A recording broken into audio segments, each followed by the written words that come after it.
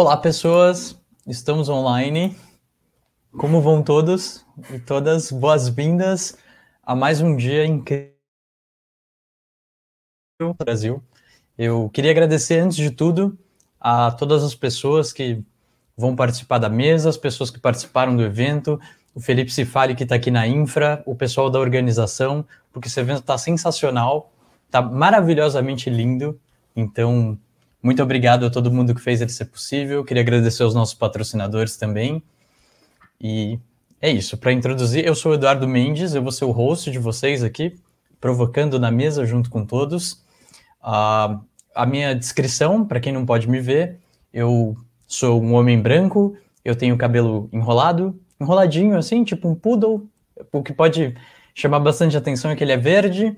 Eu tenho uma barba mais ou menos a um palmo, assim, uma barba cheia. Eu tô num fundo rosa, tem uma estante atrás de mim, e eu tô com uma camiseta preta, sentado numa cadeira preta.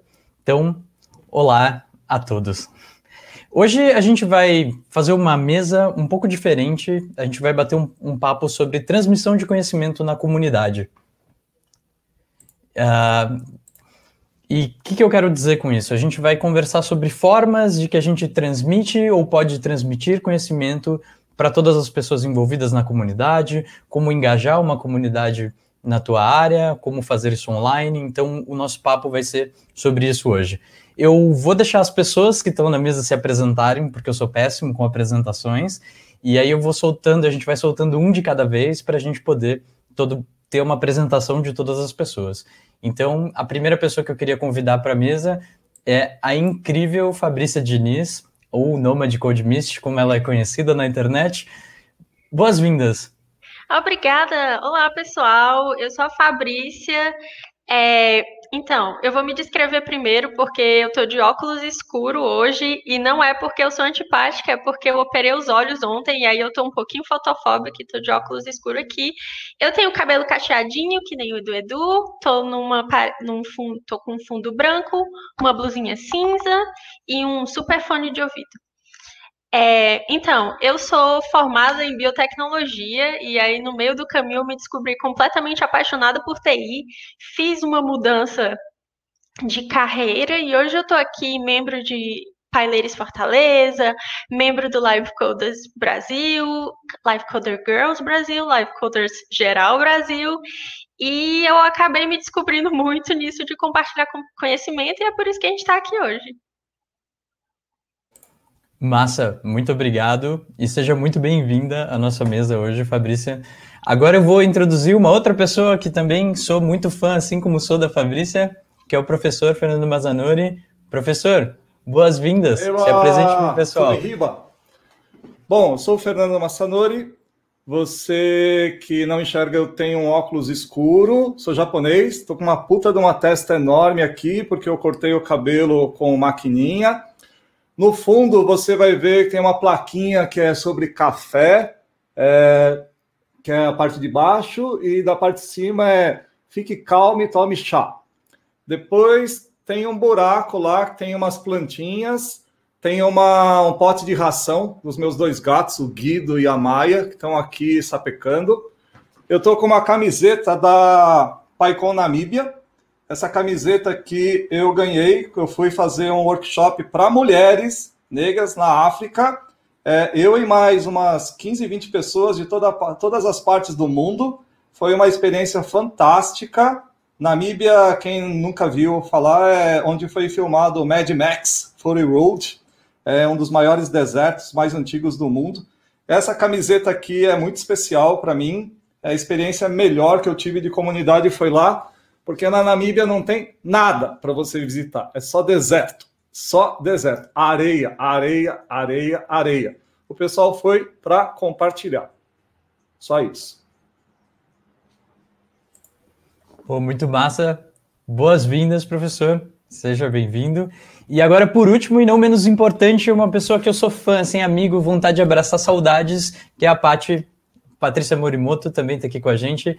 Boas-vindas, Paty, se apresente e... Olá, bom dia, obrigada, é um prazer, eu não tenho nem, eu realmente não tenho roupa para estar nessa mesa, é um prazer, primeiro,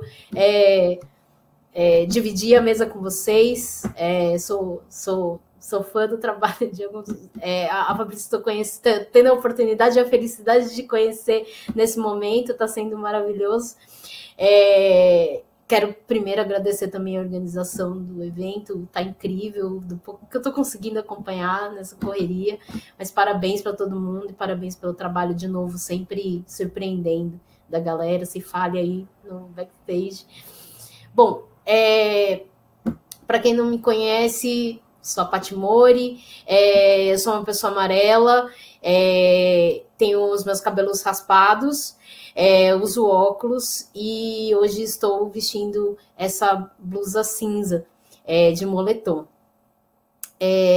Para contar um pouquinho, hoje, apesar de eu estar um pouquinho afastada da comunidade, Python, em específico, estou hoje atuando com o compartilhamento de conhecimento em outras comunidades e compartilhamento de outros saberes.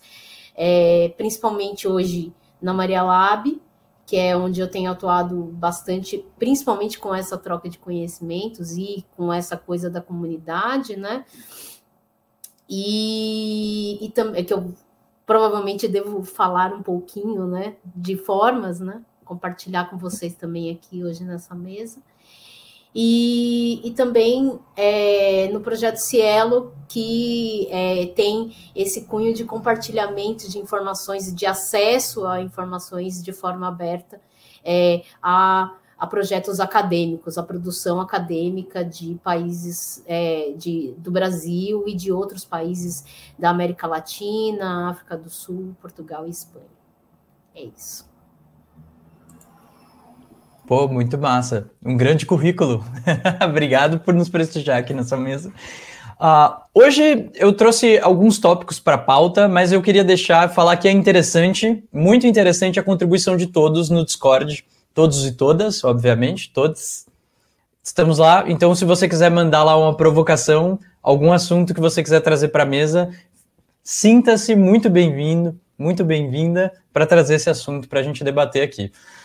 O primeiro tópico que eu trouxe aqui para a gente conseguir discutir é assim, o que são contribuições para a comunidade de uma maneira geral, porque aqui a gente está falando sobre transmissão, o objetivo da nossa mesa é falar sobre como transmitir conhecimento, mas eu acho que é interessante a gente frisar um ponto importante, assim, o que é a comunidade, tipo assim, de uma maneira bem sucinta, e como é que a gente pode fazer contribuições para isso. Então, eu vou abrir, eu quero saber quem se candidata, pode levantar o dedinho assim, para a gente poder abrir esse papo e o que é a comunidade, como é que a gente pode contribuir, assim, pequenos assuntos sucintos, assim, para a gente poder começar o nosso debate aqui. Ninguém se candidata? Indicaram o professor Maza, então, professor, por favor. Olha, a comunidade somos nós. Quem é a comunidade? É você, a moça de cima, o cara aqui da diagonal, aqui tá difícil apontar o contrário, né? a Paty, né? Tá aqui. Então, a comunidade é todo mundo que está assistindo aqui no Discord. Eu vou contar uma história muito legal, como é que eu comecei na comunidade Python. Eu me interessei por ensino de programação. Eu conheci o grupo de São Paulo, eu entrei em contato com o GrooPy, eu falei, eu queria saber um pouco mais, estava lá o Luciano Ramalho, Big Tal, do Python Fluente, estava o Pedro Valente, um jornalista, o Bruno Gola, que é um cara que está lá em Amsterdã, tinha um pessoal muito bom, e esse pessoal, eles deixaram o assunto que eles queriam, que era uma coisa de raspagem de dados públicos, eles iam fazer código, né? Para ficar tirando dúvidas do ilustre Fernando Massanori, que naquela época era totalmente desconhecido. Então, a comunidade é isso. Toda vez que você acolhe uma pessoa iniciante, você tira a dúvida, nem que seja de um Hello World, você é a comunidade. É um grupo de pessoas, né, que estão ali para se ajudar, para todo mundo crescer junto, que tem um interesse em comum, mas que não estão ali só por causa daquele interesse. Falando de comunidade, eu sou membro do Paileiros desde 2018, eu acho, e já aconteceu de, tipo, meninas que moravam sozinhas terem problemas durante a noite, passarem mal, e falar no grupo, gente, eu tô precisando de ajuda. E alguém fala lá e vai, ajuda a pessoa em outros sentidos, que não só código. A gente tá lá se ajudando em questões de código, muitas vezes, mas também é mais do que isso. É uma ajuda como pessoa mesmo. E todo mundo cresce, assim.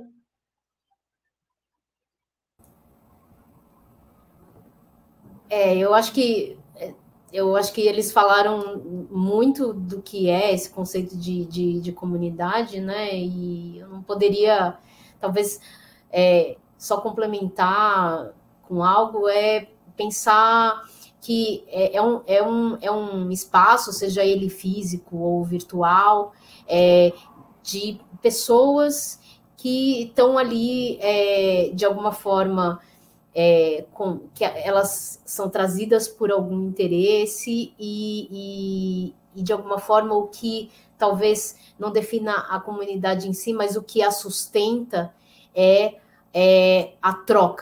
as trocas e o acolhimento. Então, as trocas de saberes e o acolhimento das pessoas é parte importante de sustentar, de manter a comunidade viva, de forma contínua, porque não basta só a questão do interesse, principalmente o interesse individual, para que a comunidade se mantenha, ou se você não tem o acolhimento das pessoas. Então, acho que tem a definição da comunidade, né, e como ela nasce, mas também a questão da sustentabilidade da comunidade, de como ela se mantém. Pô, incrível, definições maravilhosas e formas. Eu vi um tweet hoje do Maza que eu achei sensacional, né? Que ele fala, quem somos a comunidade, né? É muito massa. E, assim, bom, a gente olhamos assim para uma ótica que o pessoal já está mandando questões aqui no Discord para a gente debater aqui.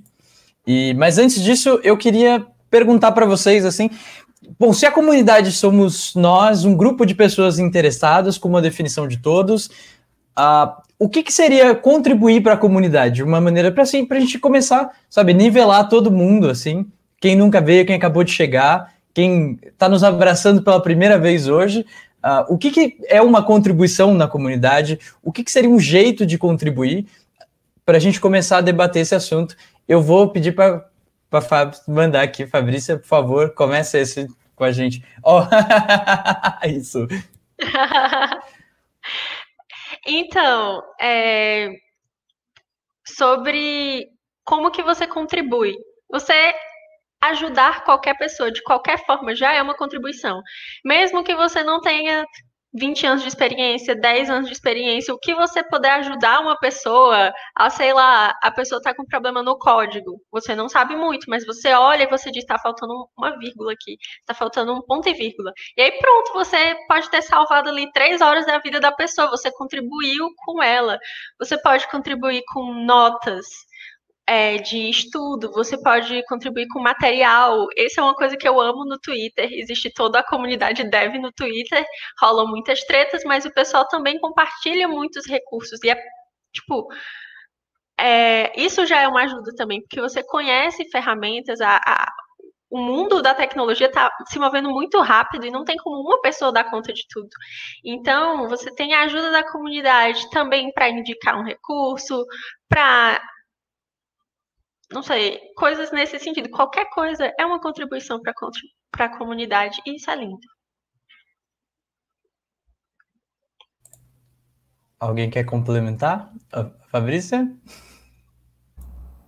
Eu posso falar, puxando até esse gancho da contribuição, que às vezes a gente... uma coisa que eu aprendi na comunidade, no Grupo ASP, né? Sou de São Paulo, para quem não sabe, tanto o Grupo ASP quanto o PyLadies, quando eu entrei com os meus primeiros contatos com a comunidade Python, né, e, óbvio, mais para frente com a comunidade inteira brasileira, é que o pouco que você sabe pode ser muito para quem não sabe nada. Essa colocação ela tem uma potência tão grande, eu acho que não só para a comunidade em si, mas também para nos incentivar, nos impulsionar individualmente a fazer essa troca, é um convite a essa troca de conhecimentos, que é super importante para manter a comunidade. Então, eu acho que isso também é um convite não só sobre o conhecimento de Python que a gente tem para a comunidade, mas o conhecimento de todas as nossas coisas que nos permeiam. Então, ouvir, por exemplo, Turicas falando de café é incrível, ouvir jornalistas falando sobre a experiência deles com a abordagem que eles têm com os dados é importantíssimo, e até coisas que também retroalimentam a comunidade, que uma das coisas que a gente praticou aqui hoje, da audiodescrição, né, para pessoas que não podem nos ver exatamente como nos apresentamos para pessoas que não têm nenhuma deficiência visual, é também um saber, e que é super importante, né? Então, cada contribuição nossa dentro da comunidade, com algum saber que a gente traz da nossa vida, é importante, né? E quanto que essa frase o pouco que eu sei pode ser muito para as outras pessoas que não sabem, é potente.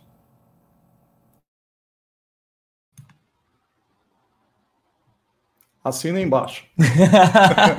Vontade até de bater palma para essa fala. Pô, foi maravilhosa mesmo. Nesse contexto, assim, né, eu vejo que muito do que as pessoas olham e consideram como uma contribuição, ela parte tipo, mas eu preciso contribuir no código, mas eu preciso fazer um evento, mas eu preciso, sabe? Às vezes a gente pensa em formas que são um pouco mais complexas do que quando a gente olha para a comunidade como um todo, assim, né? Como a Fabrícia disse, a Paty reforçou, né? A gente não precisa ter medo de ensinar um Hello World, sabe? A gente não precisa ter medo de explicar o básico, tirar uma dúvida. Obviamente, a gente pode dar uma palestra, a gente pode organizar um evento, a gente pode tudo. E essa é a coisa interessante, porque num grupo de pessoas, independente do tamanho desse grupo, a gente pode compartilhar qualquer tipo de conhecimento, como a Paty também disse, do café, do Turicas explicando o café. Eu já vi Lightning Talks ensinando receitas de bolo, sabe? Todo tipo de conhecimento que a gente passa para frente, eu acredito que é interessante e ele pode ser um vetor de influência para quem está recebendo aquele conteúdo, mesmo que não seja, sabe, um conteúdo que a gente considera, porque às vezes a gente tem essa coisa muito, sei lá, de ser impostor, assim, né, na coisa. Não, eu só sei um pouquinho, então eu não posso contribuir muito. Quando qualquer coisa que seja, sabe, qualquer coisa que eu fizer já é uma contribuição relevante para qualquer tipo de pessoa. Professor, tu quer falar alguma coisa? Eu dei aula para crianças de ensino público, tanto fundamental como o pessoal de ensino médio. E tem uma iniciativa chamada CEDET, Centro de Desenvolvimento do Talento, que é de uma professora lá de Lavras, Zenita Gunter, e ela tem essa teoria de que o maior desperdício é o desperdício do talento. E o talento, principalmente dessas crianças que estão em vulnerabilidade social, se perde porque elas sofrem bullying se elas querem aprender alguma coisa a mais. Não só a programação, mas tudo, né? Qualquer coisa.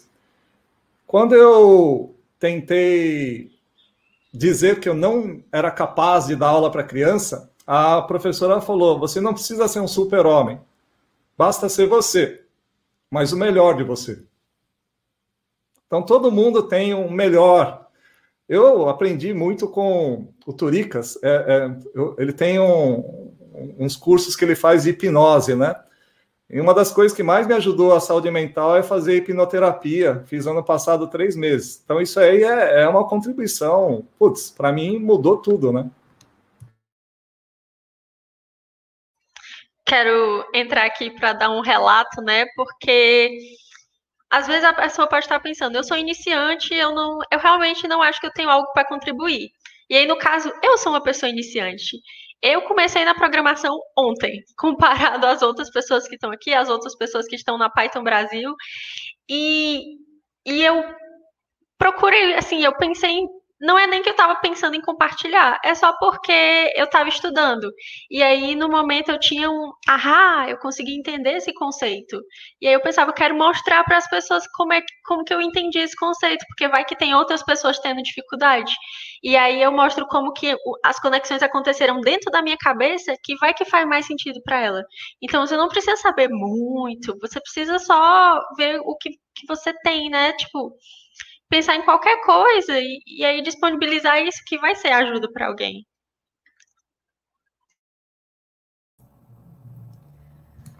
Bom, quer falar, Márcio? A Melissa, ela fez uma pergunta, ela queria que a gente comentasse. Qual é o papel para vocês das live streams na manutenção e transmissão de conhecimento nas comunidades? Vocês acham que é o cenário que está saturado? Qual o valor de ter uma multiplicidade de assuntos, experiências, maneiras de ensinar diferentes disponíveis para quem procura informação? É uma pergunta bastante rica, né? Eu já respondi no Discord uma pitadinha, que eu acho que o que move as pessoas a aprender é um pouco a experiência sua, né? E essa experiência, devido à diversidade de pessoas que a gente tem na comunidade, ela é muito rica. Então, é inesgotável, né? Eu, por exemplo, participei de um evento de moda, 500 pessoas, só tinham 2 homens, né? Fui convidado e eu dei uma contribuição lá. Eu falei, nos slides não tem nenhuma foto de homem, né? E agora, a organização daquele evento, você vê que eles estão postando já fotos de moda relativa a homem, né? Então, são coisas assim... o conhecimento, eu dei um curso para biólogos da USP, né? Biologia da USP. E a mesma coisa que eu ensino para um pessoal de jornalismo é totalmente diferente do pessoal de biologia. Eu dei um curso para o pessoal de genética lá da Unicamp, o pessoal estava interessado em modelagem de moléculas lá. É um pessoal de Olambra que fica vendo diferentes formas de orquídeas. Tem até orquídea com cheiro de chocolate lá, umas coisas assim. Putz, isso é muito rico, é inesgotável. Então, eu acho que, claro, a gente tem que ter formas diferentes, não só vídeo, né? Tem muita gente que gosta de texto, que é uma consideração que eu comecei a escrever mais texto. Tem gente que prefere o contato, né? Olho a olho, né? Que é a melhor coisa que tem. Mas, infelizmente, a gente está numa pandemia, enquanto não chegar a vacina, não tem conferência, né? Então, é o que temos, né? E eu espero, Melissa, que eu tenha dado uns insights. Legal.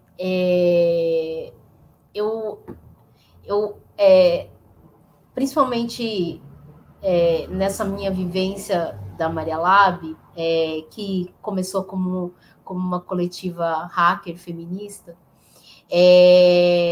a gente tem a cultura hacker já desde o início, que não é essa coisa do invadir computador como o senso comum prega e que dissemina falsamente para todos os cantos, né, em todos os lugares, né?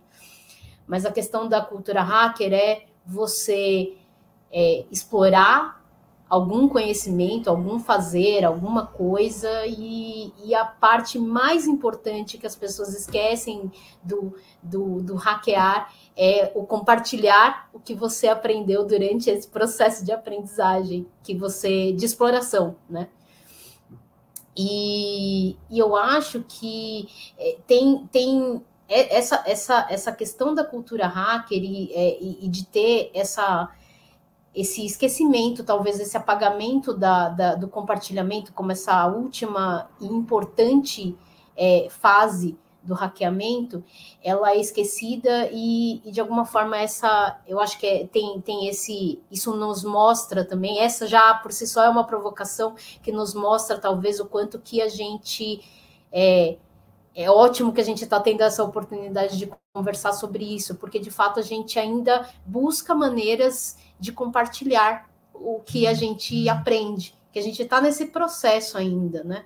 Que talvez a gente não tenha essa cultura tanto de uma sociedade que talvez tende muito ao individual, ao batalhar sozinho e do galgar o próprio caminho. E o compartilhamento, nesse caso, ele é ainda mais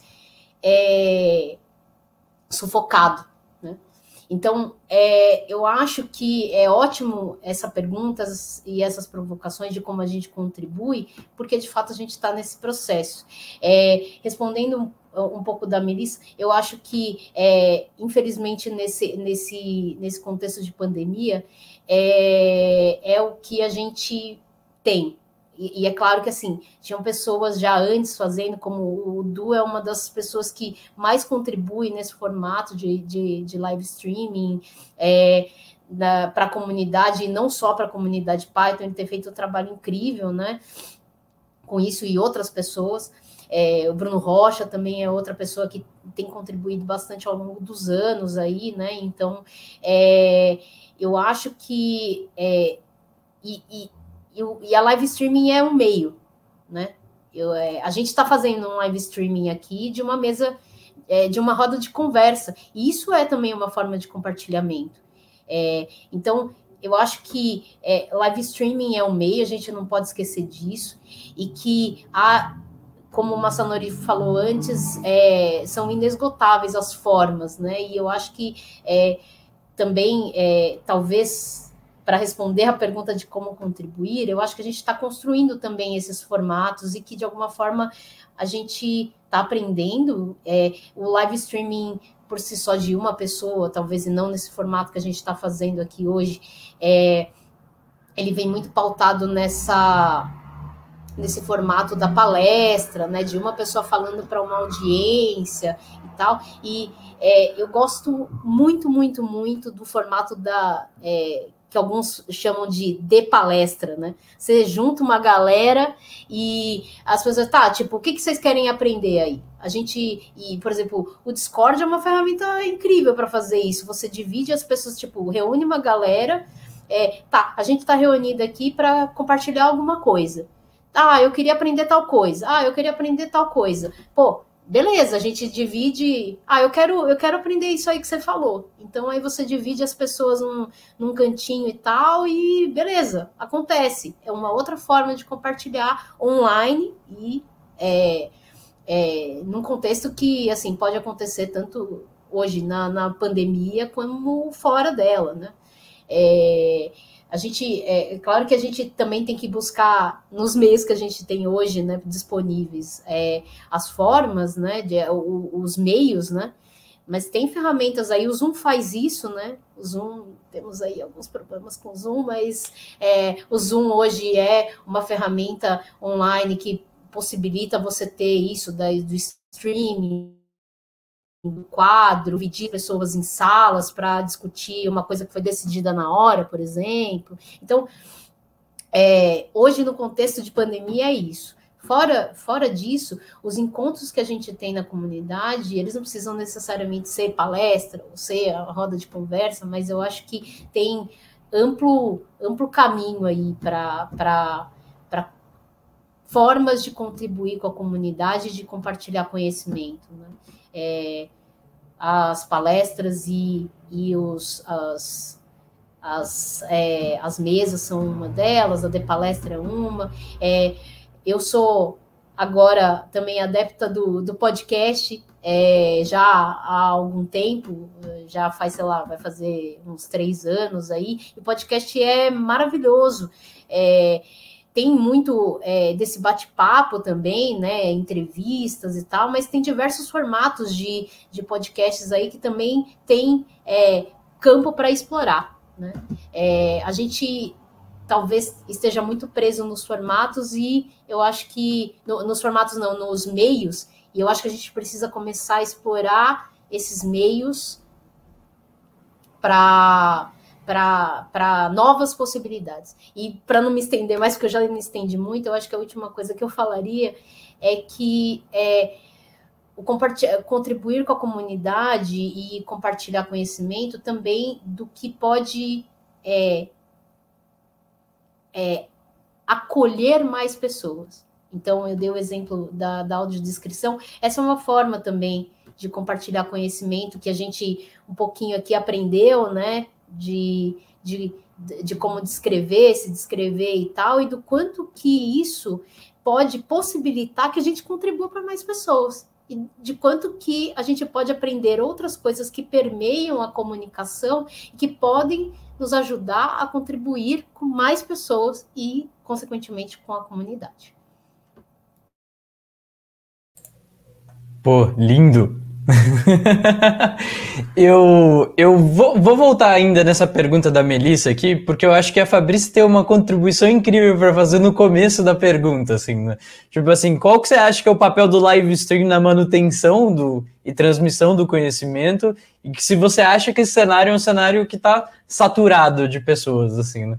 Porque, pô, tem muita gente que te assiste, eu acho fenomenal, adoro tuas lives. Desculpa, eu vou parar com isso agora, eu vou deixar tu falar. Então, eu acho que tem muita gente que está se descobrindo no live streaming e eu não acho que esteja saturado.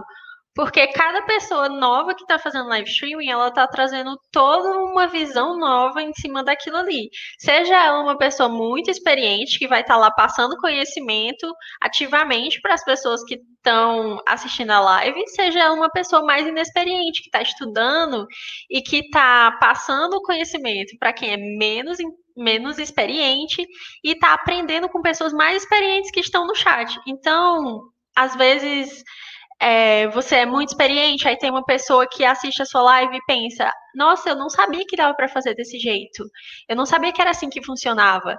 E aí, enquanto você está fazendo live, você está trocando também aquela conversa, às vezes sai do tema de código e você vai discutir sobre outras coisas que também são válidas. Então, quanto mais gente que está fazendo, mais gente está trazendo visões diferentes. E eu acho que isso é algo que não vai faltar público, tipo, sempre tem gente para assistir, para conversar, isso no cenário de live coding, né? Em questão de lives que são assíncronas, mais ou menos, lives tipo do YouTube, que fica por mais tempo, eu acredito que aquilo ali vai ser uma forma mais descontraída e mais... É uma forma mais descontraída de você passar conhecimento, não é uma aula, muitas vezes. Tem as pessoas que estão tirando dúvidas na hora que a pessoa está falando, isso eu acho muito bom.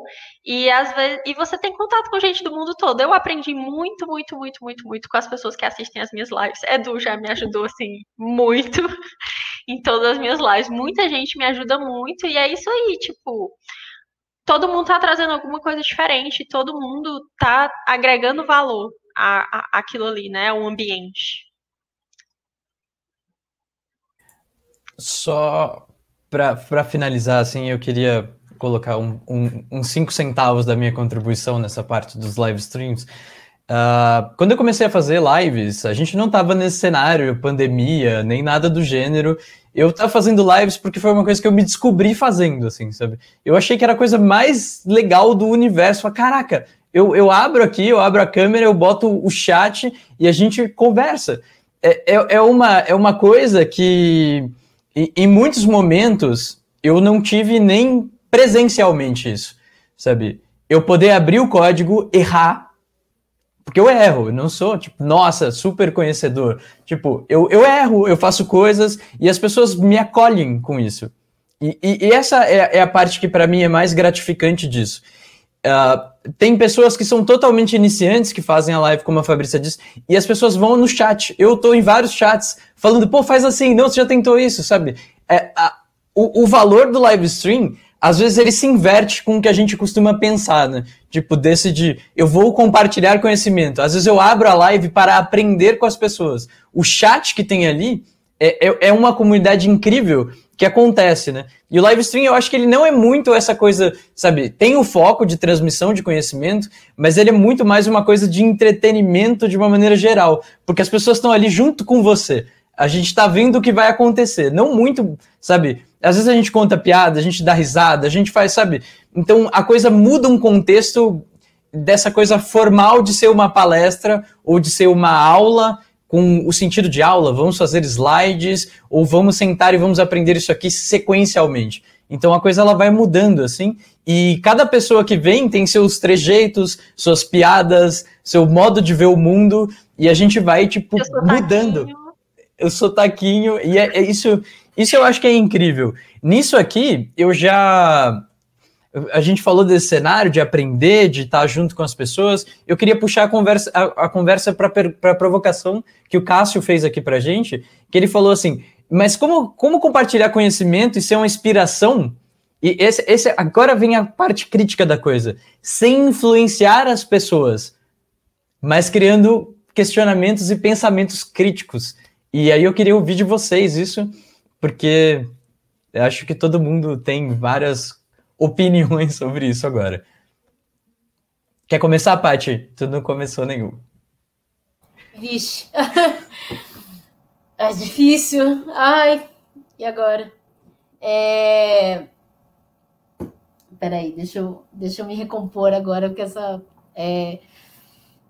eu acho que é bem difícil essa coisa do influenciar, porque como fim, né? Como propósito, na verdade, porque eu acho que a gente, talvez isso de alguma forma desvia um pouco da questão do compartilhamento em si, sabe?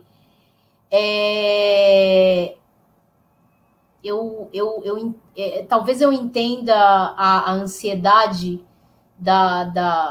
e a necessidade, talvez, da pergunta, né? De onde se quer chegar com ela, mas eu acho que a gente precisa tomar cuidado com isso, assim. Eu acho que a questão do contribuir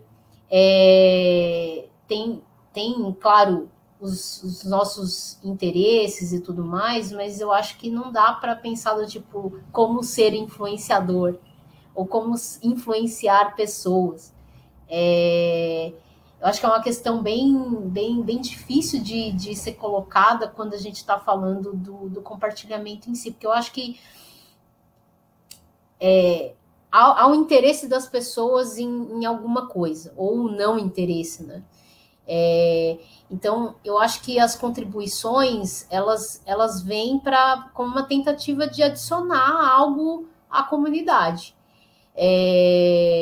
Com a vivência, com o seu saber, e eu acho que não importa muito, mas fulano de tal já tem material sobre isso. Eu estou colocando o meu ponto de vista, a minha abordagem, a minha percepção sobre aquele conhecimento que eu adquiri, e eu posso estar adicionando, inevitavelmente a gente está adicionando alguma coisa quando a gente coloca a nossa perspectiva, né? E as perspectivas, elas são importantes também para essa questão da diversidade, da pluralidade de visões, que a gente abre esse campo, né, de visão para a comunidade como um todo, né? Mas eu não saberia te dizer como influenciar pessoas. Eu acho que é bem difícil isso.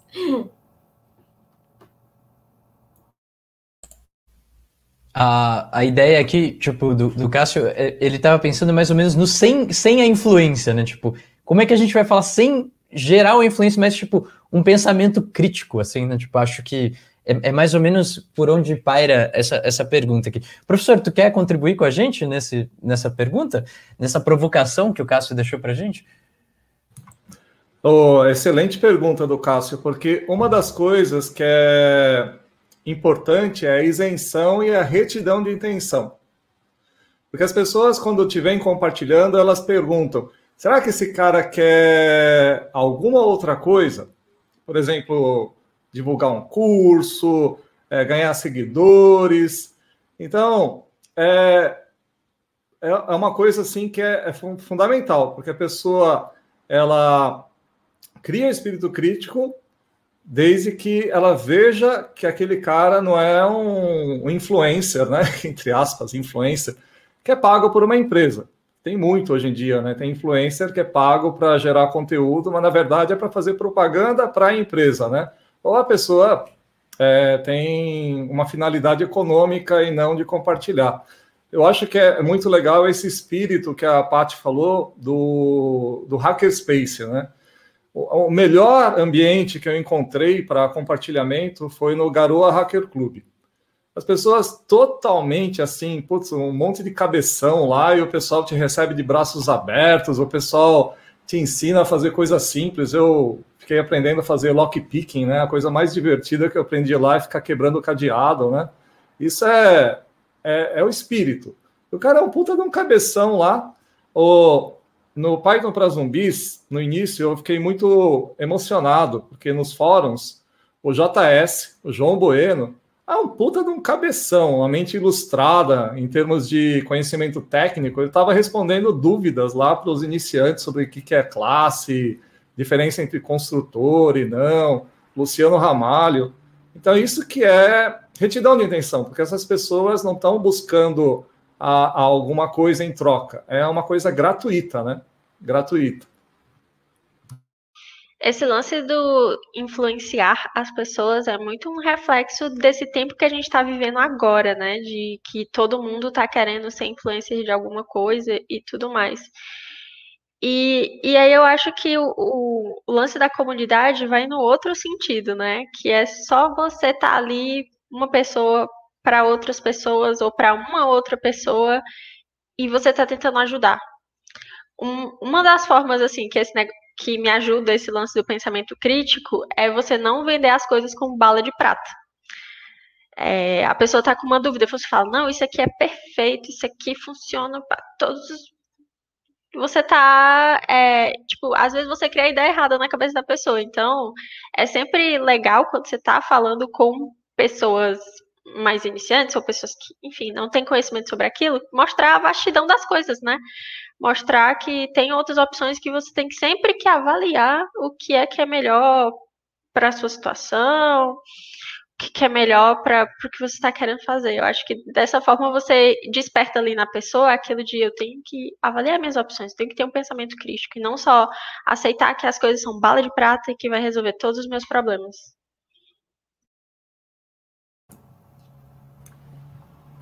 Eu queria acrescentar um negocinho, ouvindo a Fabrícia falando até sobre, e olhando para a pergunta do Cássio, de novo, eu acho que, sim, vai muito numa via contrária ao propósito, a comunidade em si, né, e a questão do compartilhamento, né, de conhecimento, mas, obviamente, a gente sabe que tem os interesses individuais envolvidos, né, sem julgamento de valor aqui. E aí, obviamente, as pessoas vêm vender coisas, patrocinar coisas, enfim. Eu acho que isso também, de alguma forma, tem um pouco com... De novo, tem a ver com a forma como a gente construiu essa forma de transmissão de conhecimento,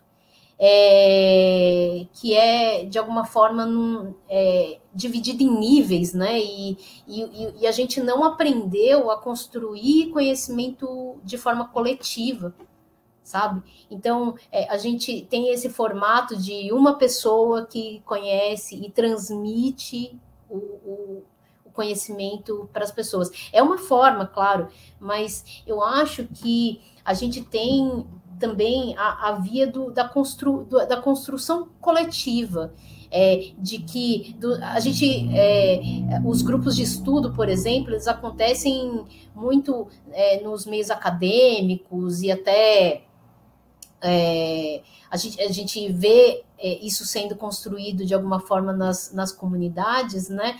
E de alguma forma tem essa, eu pelo menos eu sinto um pouco dessa dificuldade do como eu faço, sabe?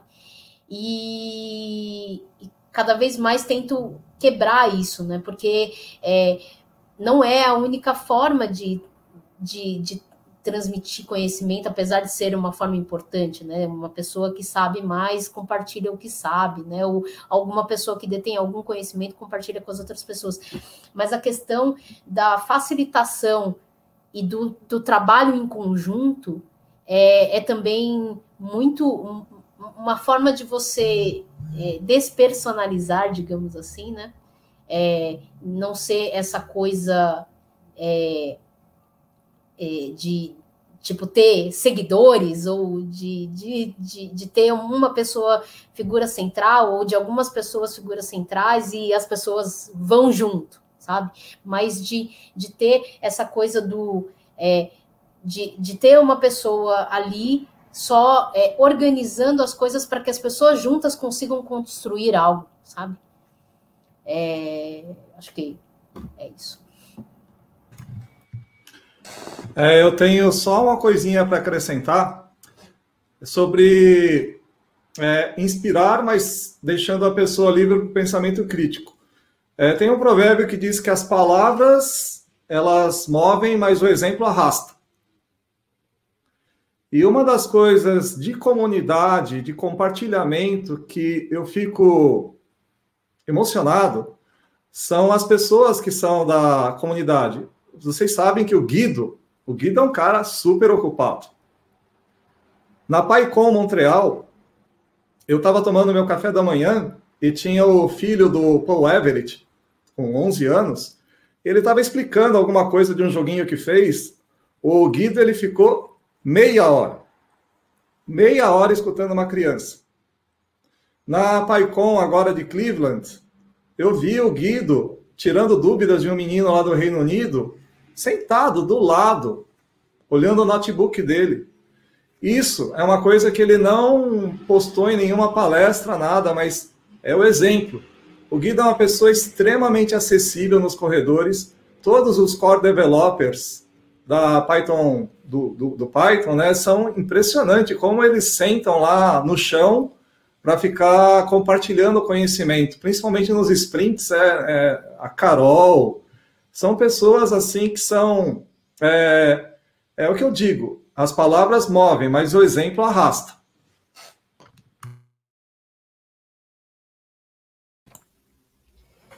Alguém quer fazer mais alguma contribuição ou a gente pode ir para a próxima pergunta, para a próxima provocação da mesa? Podemos ir para a próxima? Então, tudo bem. Aqui, bom, tem uma provocação do Lucas aqui, que ele deixou para a gente. Eu vou mandar aqui no chat para todo mundo poder ver. Que é assim, como vocês enxergam a diversidade de comunidades e fonte de informação frente à síndrome do FOMO, né, que é o Fear of Missing Out, né, que é aquela sensação de se sentir de fora sempre.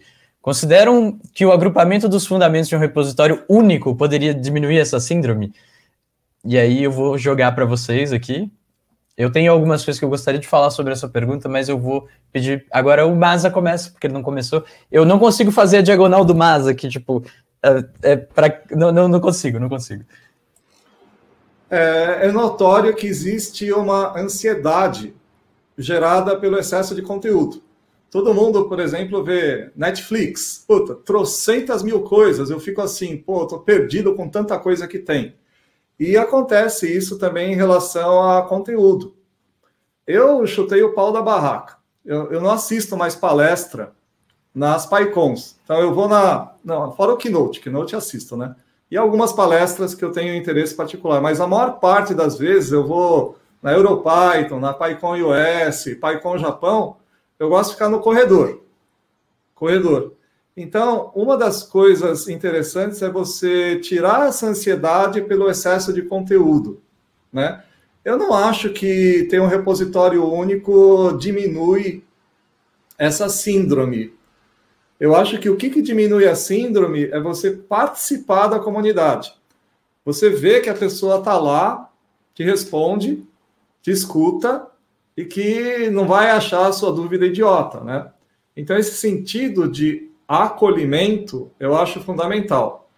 E é difícil. Eu vou dar um exemplo. Numa comunidade X, teve uma pessoa que fez uma pergunta e estava com o texto todo cheio de erros de português. E o pessoal começou a cair em cima. Falou, antes de você aprender a perguntar sobre coisas técnicas, você teria que aprender português primeiro. Puta, super grosso isso aí. Isso não é acolhimento, né? E a pessoa respondeu com muita humildade, é que eu sou cego, o meu software, que faz a interface de ler e escrever, tem falhas. Então, eu acho que uma das coisas que ajuda é ter contato com as pessoas da comunidade, e nós que estamos tentando compartilhar, tem muita empatia, né? Eu falei um pouco disso na minha palestra, que comunidade é educação, gentileza, acolhimento.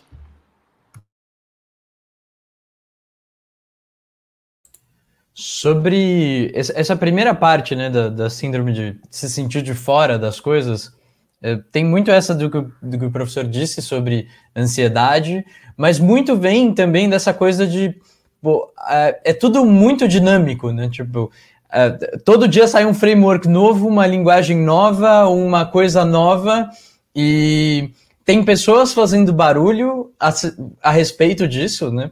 Então, por exemplo, nossa, saiu, sei lá, uma feature nova do Django 3, sei lá, sabe, uma coisa assim, bem genérica, não quero me aprofundar nisso, mas as pessoas que estão iniciando, elas têm muito essa coisa de tipo, nossa, mas eu preciso saber tudo, mas eu preciso estar em todas as frentes, eu preciso entender de todas as coisas, e essa é a parte que eu acho que é fundamental, a contribuição da comunidade, como o professor disse, né? A gente tem que estar lá para pegar na mão, dar um abraço e falar, olha, não precisa saber isso aqui.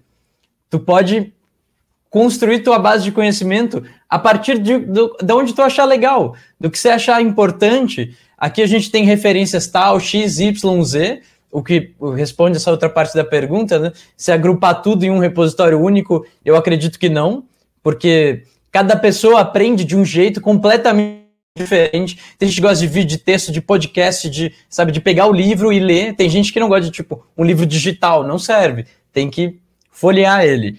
E quando a gente centraliza tudo em um único repositório, assim, a gente acaba não pensando em todas as pessoas. Então, como tem pessoas que têm algum tipo de deficiência motora, visual, auditiva, e quando a gente tenta juntar tudo, essa coisa, além de não servir para todas as pessoas, todo grupo de pessoas, ainda fica... Eu poderia dizer que assim, é um viés de quem construiu esse repositório. Porque sempre tem isso, né? Porque eu posso olhar e falar, nossa, eu acho que se você vai começar agora, você tem que seguir essa minha timeline aqui. Não, cada um tem o seu tempo, o seu jeito, as coisas que acha interessante. Tem gente que gosta de aprender com jogos, tem gente que quer aprender a fazer uma aplicação super, hiper, mega do mercado, tem gente que quer aprender para resolver problemas, né? A gente tem uma comunidade grande, que é do SciPy, que eu acho fenomenal, onde estão um grupo de pessoas reunidas em torno de programação, que não é uma comunidade de desenvolvimento de software, por exemplo. Então, eu acho que muito dessa crise a gente acaba gerando de ansiedade de ter coisas novas, mas eu acho que quando a gente está ali para apoiar e ter um grupo de apoio, que é a própria comunidade como um todo, a gente consegue, sabe, conversar com pessoas, e como a gente sabe que todo mundo da comunidade é super acessível, a gente manda mensagem, então acho que a gente tem que estar disponível para que esse FOMO, né, a coisa de estar de fora, não aconteça, porque a gente pode estar lá para incentivar, independente da frente que a pessoa estiver escolhendo, né? Então, acho que vai muito desse ponto. Em vez da gente tentar incentivar uma coisa, a gente incentivar as pessoas, né? Em vez de a visão de temos que ir para A ou B. Então, eu não sei, assim, se alguém quiser falar mais, eu acho que falei demais.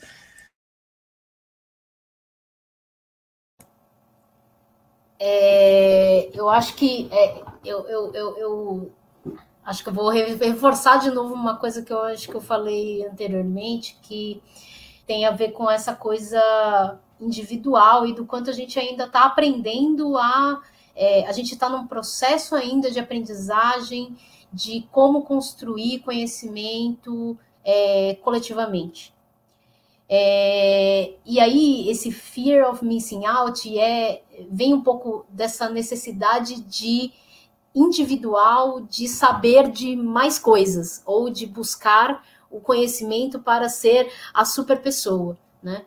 E eu acho que, óbvio, tem toda uma estrutura que sustenta isso, né? Tipo, não é só a necessidade individual da pessoa, mas as empresas, elas cobram isso, né? E, de alguma forma, o mundo tem cobrado isso da gente e só, como o Masanori falou antes, cuspido um monte de conteúdo para a gente, e de alguma forma esse conteúdo também a gente foi criado muito no consumo, e aí a gente está consumindo conteúdo desesperadamente, porque é algo que a gente precisa fazer, né? Porque precisamos consumir esse conteúdo. Então, e óbvio, as mídias sociais, elas ajudam a fomentar isso também, né? E a ansiedade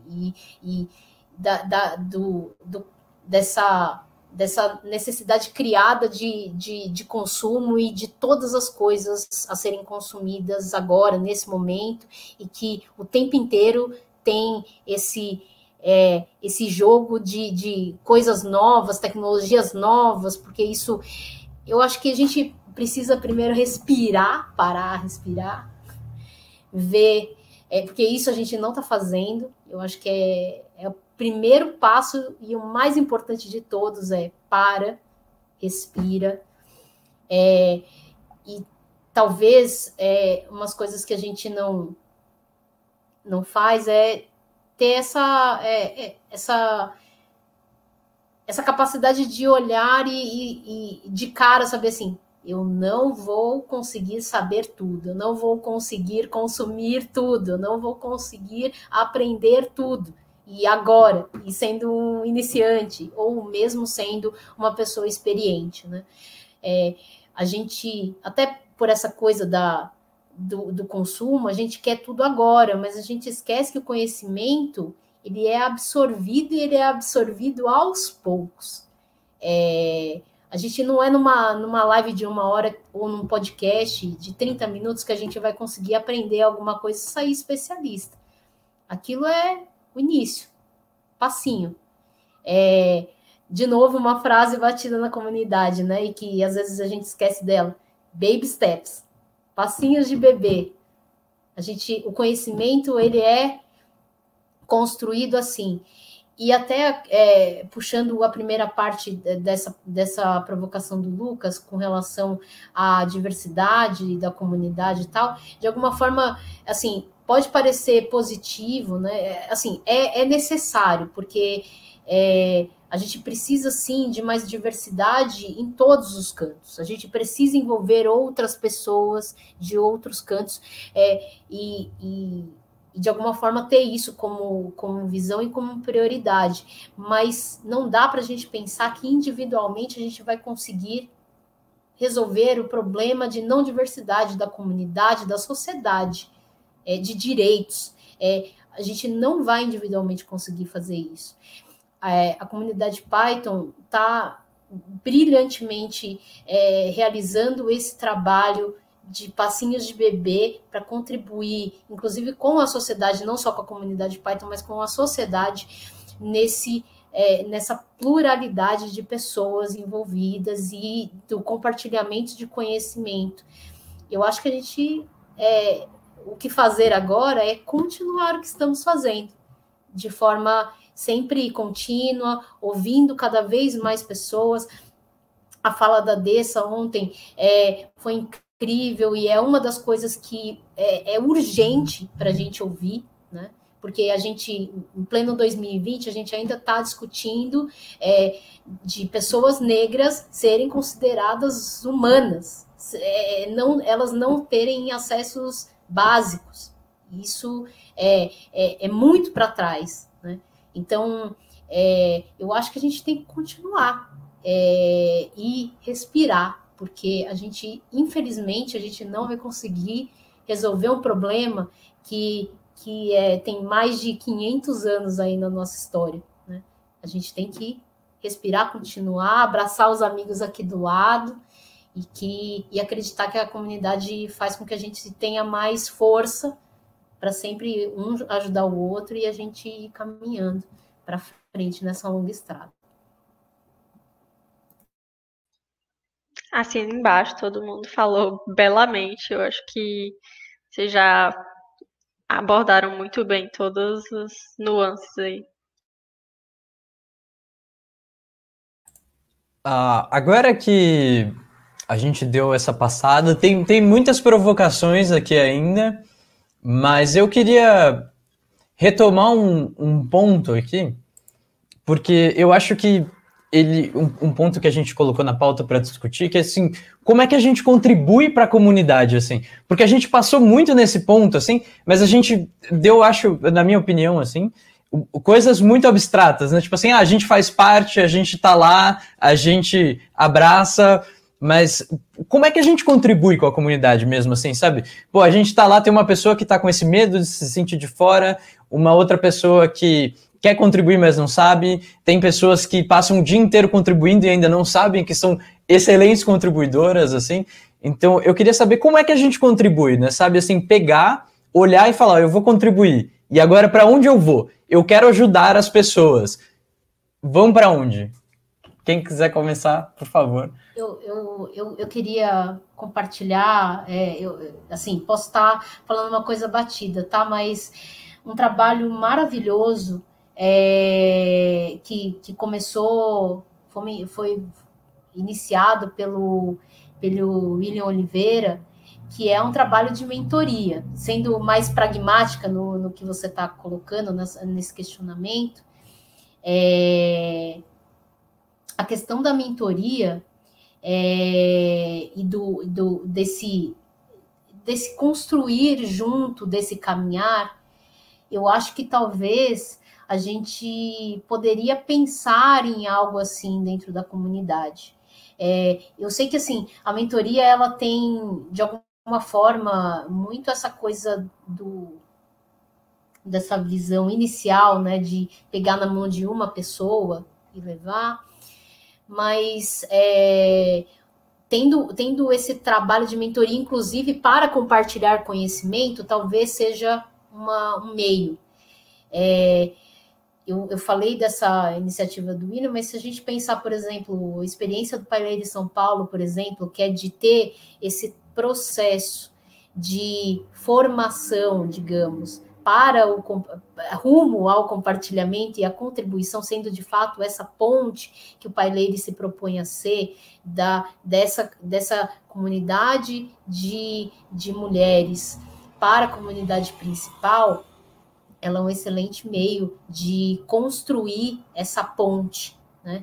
Que e falando um pouquinho para quem não sabe ainda, né?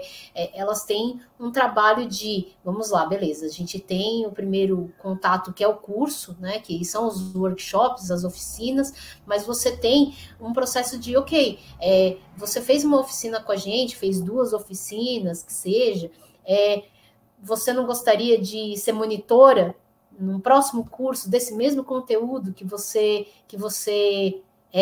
aprendeu conosco, que a gente compartilhou, que a comunidade compartilhou com você? E aí, desse processo de monitoria, você tem já começa a aprender a como, de alguma forma, contribuir com o conhecimento que você adquiriu nessa oficina que você assistiu. Compartilhando esse conhecimento na monitoria com uma pessoa e não tendo esse lugar do professor, enfim, desse lugar de centro que é tão temido por algumas pessoas e principalmente por pessoas iniciantes, né? Você tem esse trabalho de mentoria que prepara essa pessoa para esse caminhar, né? E você tem também a questão do tipo, ok, você já deu mentoria desse conteúdo, você primeiro teve o contato com esse conteúdo, você teve a mentoria, se preparou para ajudar outras pessoas dessa forma mais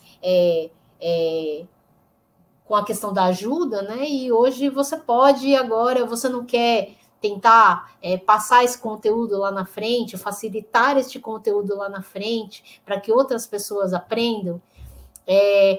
A gente, como eu falei antes, eu acho que a gente também está aprendendo a compartilhar.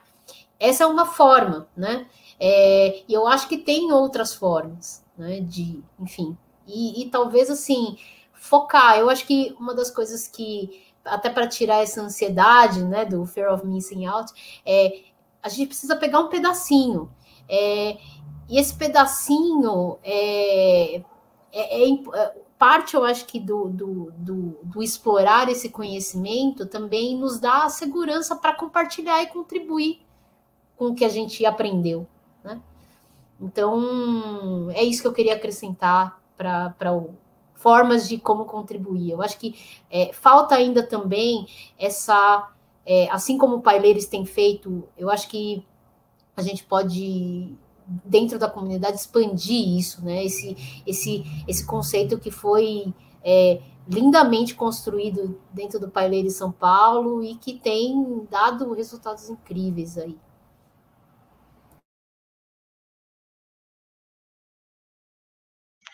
Sobre esse lance da mentoria, eu vejo como um negócio vertical, né?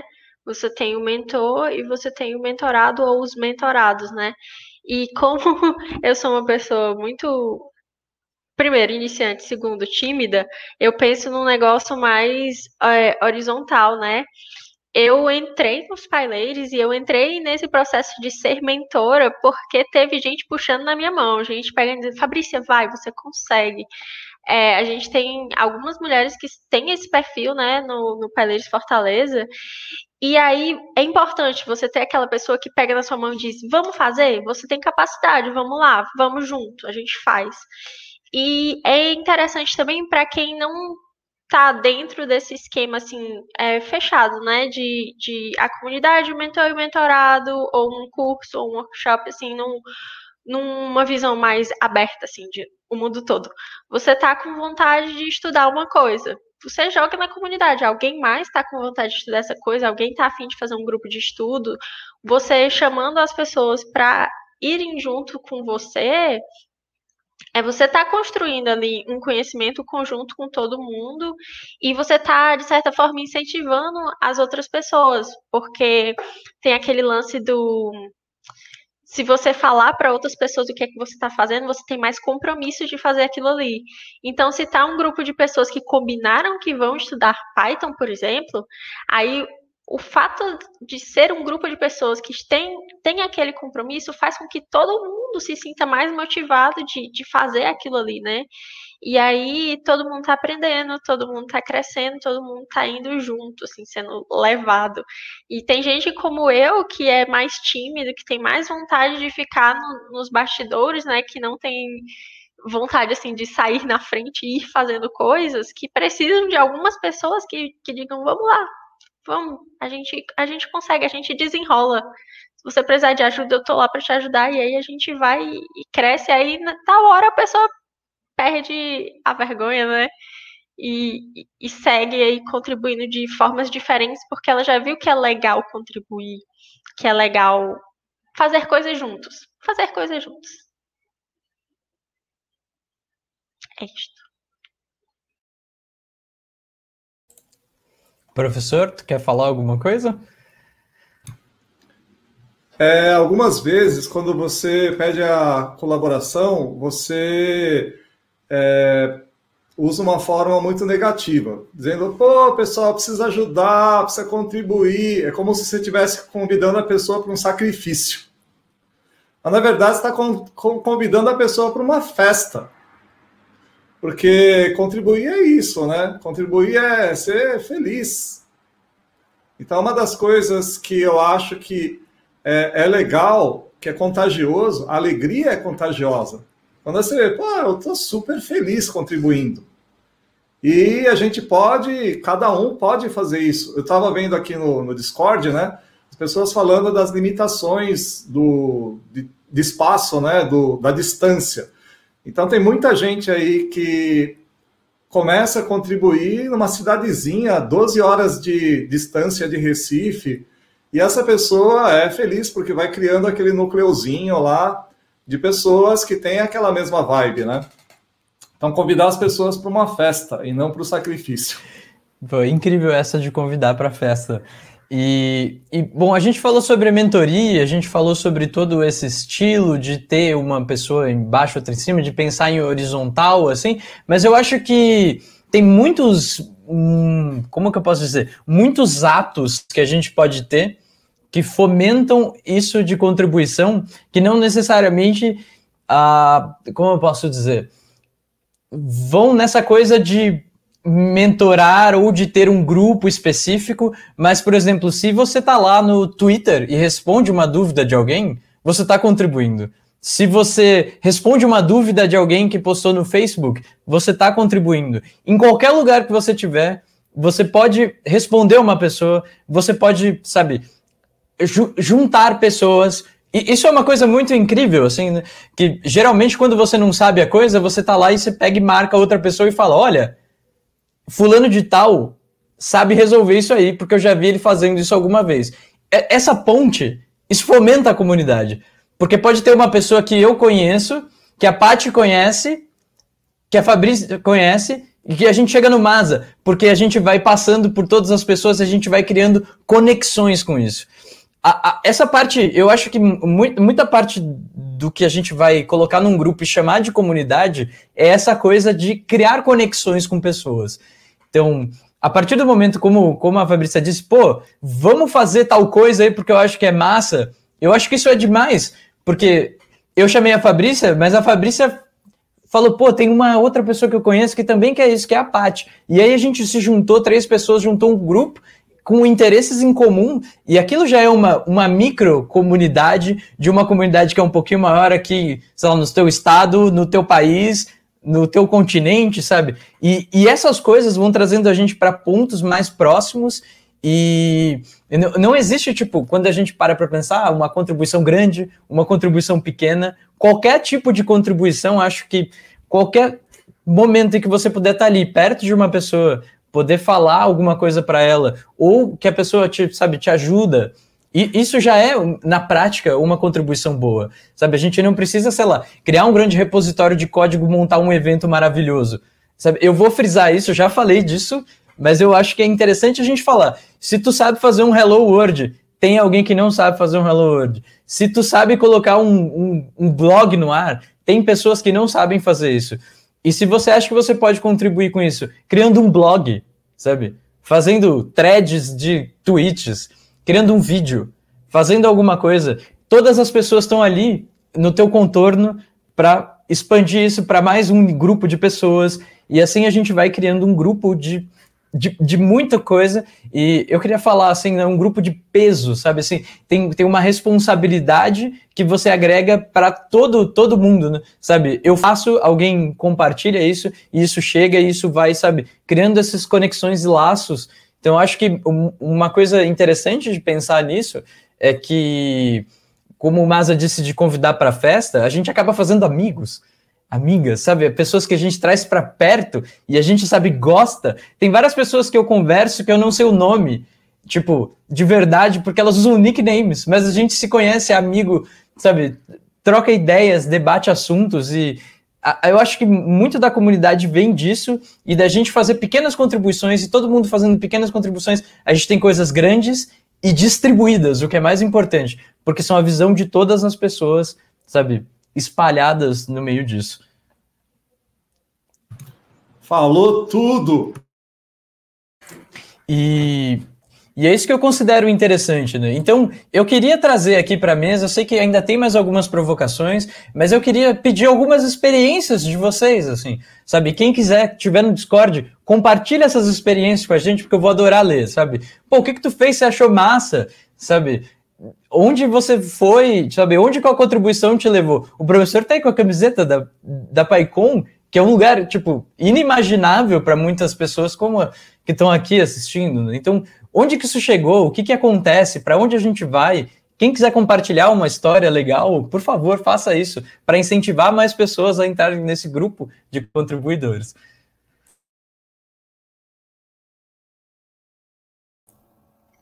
Vou começar, então. Eu comecei a fazer live coding na pandemia porque eu queria ver pessoas programadoras na vida real. Porque quando você está assistindo um curso, a pessoa sabe tudo, ela escreve. Você está assistindo um vídeo, aquilo ali está editado, parece que a pessoa sabe de tudo, sabe escrever tudo sem errar nada. E eu, como uma pessoa extremamente iniciante, eu estava me sentindo assim, primeiro, burra, segundo, como que eu vou chegar no nível dessas pessoas? E aí eu conheci o live coding como uma forma de pessoas que estão ali quebrando a cara. Então você vê como é a vida do programador real, quebrando a cara, errando. Por que isso aqui tá dando erro? Não estou conseguindo descobrir. E aí isso meio que te dá um incentivo de todo mundo tá aprendendo. Ninguém chega, digita o código e sai tudo certo de primeiro, dá tudo certo, sempre funciona tudo. Então, eu comecei com esse intuito, né, de tanto acompanhar outras pessoas, quanto mostrar o meu processo e estudar em live para as pessoas poderem me acompanhar. E eu comecei com live coding quando eu entrei no meu emprego, que eu precisava aprender Angular do zero.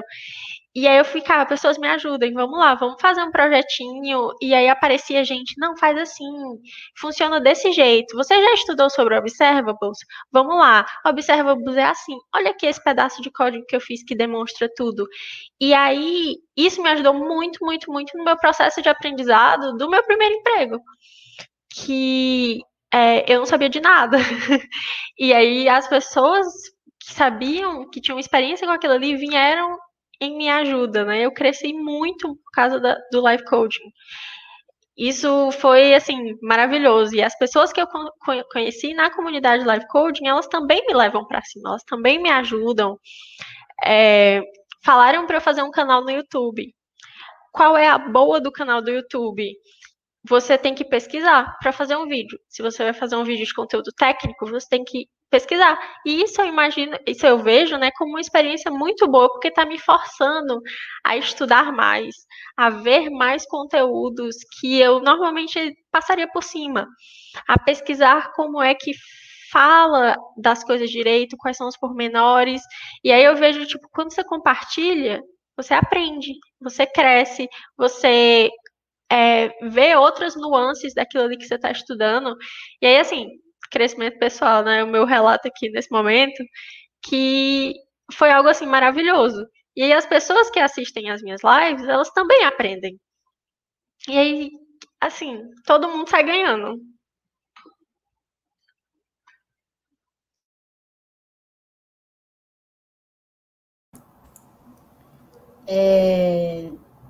Não sei se eu tenho muito para compartilhar neste momento aqui, mas vamos lá.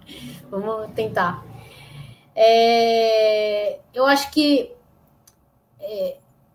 tem um pouco a ver com tudo que a gente falou aqui, né? Eu acho que é importante a gente se sentir também seguro, né? Seguro no sentido de eu sei que felizmente eu sou essa pessoa amarela e que principalmente na tecnologia a gente tem o seu espaço, né? De alguma forma, o seu lugarzinho ao sol, né?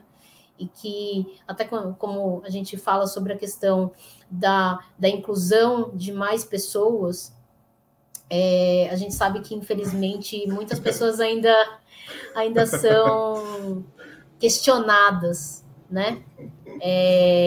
E se sentem não confortáveis. E a batalha, para algumas pessoas, realmente ainda é muito dura. Não sejamos cegos, né?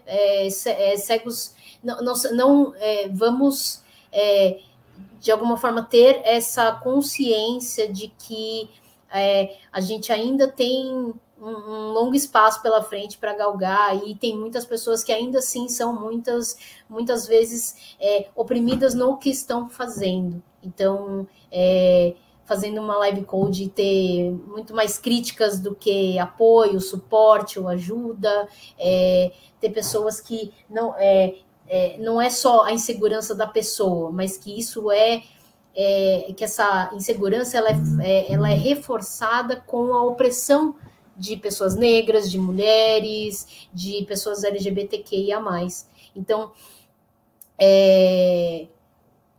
eu acho que é importante a gente ter essa coisa do vamos nos preparar, e não importa o tempo que leve, não importa... a gente tem muitas pessoas contribuindo para essa caminhada na comunidade. Eu tô desde 2016 na comunidade Python, e tudo que eu aprendi, tudo mesmo, de verdade, passou por alguma coisa. E não só pensando em coisas grandiosas, entendeu? Grandes compartilhadores de conteúdo na comunidade Python. Mas uma pessoa que me chegou, vê esse vídeo aqui, tem essa coisa aqui, tem aquela coisa ali, porque você sabe de um grupo chamado tal, o pessoal tá fazendo uma coisa legal ali, sabe?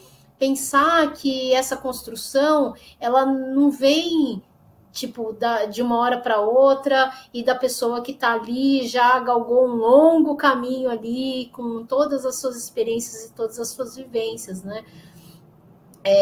A minha experiência na comunidade se deu assim, as pessoas me ensinando uma coisinha, eu aprendendo uma coisa, vendo um vídeo. Hoje eu trabalho com Python por conta da comunidade, não é por outro motivo. É possível que eu conseguiria fazer isso fora da comunidade? Sim, eu acho que seria bem doloroso e bem... porque, de alguma forma, eu também acho que esse valor da comunidade, da construção com outras pessoas, dos saberes e tal, me ajudou a estar aqui onde eu cheguei. E desde toma esse link aqui que tem esse curso legal aqui, entendeu? Python para zumbis, aí, o vídeo do Dudu sobre algum conteúdo, o vídeo da Fabrícia fazendo algum live streaming, até grandes palestras, grandes conhecimentos ou grandes livros que foram produzidos ao longo desse tempo, né? Então, acho que é isso que eu tenho para contribuir com a minha vivência dentro da comunidade. São tantas coisas, que eu nem sei se eu conseguiria enumerá-las ou escolher uma delas para dizer aqui.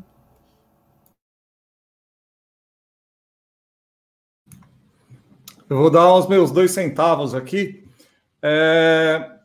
Tem a PyCon, a Python Software Foundation tem uma diretoria de diversidade e inclusão. E a Jessica McKillar, ela trabalhou muitos anos nesse grupo. Ela tinha um trabalho de detectar mulheres que poderiam começar dando uma palestra. Ela tinha o que ela chamou de pipeline de comunidade. O que era esse pipeline? Ele via que, por exemplo, a moça fez um trabalho no TCC, lá da faculdade, sobre um determinado assunto. Então, ela convidava a pessoa para dar uma lightning talk num grupo da cidade, depois incentivava a participar do estado e, finalmente, na PyCon. Então, os números que a gente admira, de 50% de mulheres palestrantes, na verdade, foram grande parte trabalho de uma pessoa. Uma pessoa. O Grupo Pi, lá de Pernambuco, eu lembro até agora, no início, uma pessoa de Sergipe lá, que foi para lá e tentou começar as reuniões. Na primeira reunião participaram 2 pessoas. O cara de Sergipe mais o Marcel Caraciolo, que começou o Grupo Pi Pernambuco. Então, muitas vezes, a gente fica com essa coisa esperando, o que os outros podem fazer, né? O que eu posso fazer? A Jéssica, no keynote da PyCon, ela fez uma provocação. o que você poderia fazer até a próxima Python Brasil? Então, é uma provocação que eu dou para vocês que estão me escutando. O que você poderia fazer de compartilhamento para a próxima Python Brasil? Só para vocês terem uma ideia, o Python para Zumbi surgiu disso.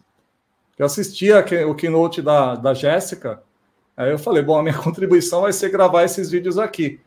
Então, eu passo a provocação para vocês que estão no Discord, vocês que estão me escutando, o que você poderia fazer na sua cidade, na sua sala de aula, no seu espaço, para poder levar essa semente para um monte de mais gente? Porque o que importa são as pessoas, e uma pessoa pode fazer uma diferença fundamental.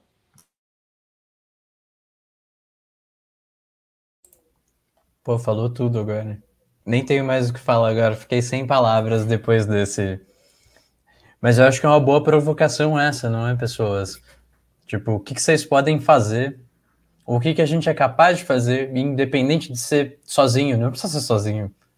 Chamem-nos, sabe? Todas as outras pessoas da comunidade podem te ajudar a fazer alguma coisa e trazer esse espírito hacker, como diz a Paty. Eu adoro falar sobre hackerismo também, e é isso, trazer essa coisa de vamos compartilhar, vamos trazer para frente. Então fica aí a provocação terceirizada pelo professor, da Jéssica, a gente chegou nela agora. Então, inclusive, se alguém quiser traçar metas, como a Fabrícia mesmo disse, tornem-as públicas, porque isso ajuda a gente a, tipo, cobrar depois. Não cobrar no sentido negativo, mas... Aí se comprometer um pouco. Se comprometer um pouco, né? Eu acho isso sensacional. Eu vou trazer mais uma provocação aqui que nos trouxeram, essa do Guilherme. E ele deixou aqui, qual a contribuição de comunidades externas? Isso é interessante porque geralmente a gente fala só sobre a comunidade Python, a comunidade de programação, às vezes a gente expande poucas áreas, mas ele fala assim, qual a contribuição de comunidades externas? Por exemplo, se vocês têm algum contato com isso. Ele tem um exemplo de moda, biologia, para as comunidades de tecnologia. Se alguém tem alguma experiência, tipo assim, como a gente pode dialogar com essas outras comunidades que são externas da nossa própria comunidade? Porque, apesar de tudo, além de... Depois de sermos pessoas, sabe, de tecnologia e tudo mais, antes a gente olha e somos pessoas como um todo, com interesses comuns. E então, o que vocês acham disso? Tipo assim, vocês têm alguma ideia de como se comunicar, como trazer pessoas, ou como levar conhecimento nosso para fora? Por favor, quem quiser começar, fique à vontade. Eu também concordo. Uma das coisas que eu filosofei muito, período de pandemia é um período de autoconhecimento, né? O que é o burnout? O burnout não é o trabalho cansativo, é falta de sentido no que você faz. Quando você faz um trabalho sem sentido. E muitas vezes você pega um código de um lugar, do GitHub, para outro lugar. Você está movendo o código. Na verdade, o mais importante é o problema que você está resolvendo. É o problema que te dá o sentido. Uma vez, num campo de concentração, os nazistas mandaram húngaros a mover areia de um canto do parque, do campo de concentração, para outro. Aí, depois que eles terminaram, eles voltaram para a origem e ficaram fazendo semanas, meses, esse movimento de mover areia. E os prisioneiros começaram a se matar, se jogar na frente dos guardas, a se jogar em cerca eletrificada. Então, existe uma falta muito grande de sentido naquilo que a gente faz. E o que dá sentido são os problemas, principalmente problemas que são de políticas públicas, saúde, educação, meio ambiente, política, economia. O fato de você se esforçar por trazer pessoas de outros grupos, na verdade, é que essas pessoas têm muito mais a contribuir para o mundo da tecnologia, porque a tecnologia é um meio para você resolver um problema. Por isso que essa iniciativa do Brasil I/O é fantástica, né? Trabalho colossal de trazer informação de saúde para as pessoas. E a minha experiência, assim, é que eu aprendo bastante e a minha vida começa a ter muito mais sentido.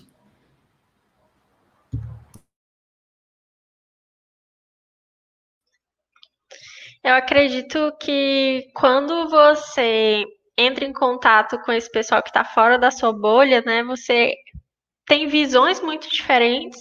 E aí se você traz aquelas visões assim para a sua perspectiva da tecnologia, você consegue imaginar situações assim diversas e situações novas onde você pode contribuir, onde você pode ajudar essas outras pessoas, né? No caso, eu sou assim de duas comunidades de fora da parte de tecnologia, que eu faço parte fortemente da comunidade de dança de Fortaleza e do pessoal de biotecnologia, né? Eu acabei nunca saindo de lá. E aí você percebe que quando você está em contato com esses outros mundos, você vê, o pessoal aqui da biotecnologia está tendo problema de fazer visualização de dados. O pessoal aqui da biotecnologia está tendo problema para fazer busca de genes, fazer busca de genes de forma automatizada.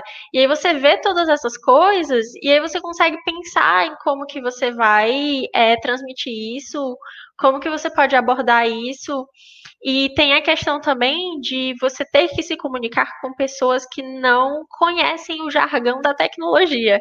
Que aí você tem que simplificar os conceitos, você tem que pensar em como que você vai se comunicar de maneira efetiva com pessoas que não têm o mesmo background que você.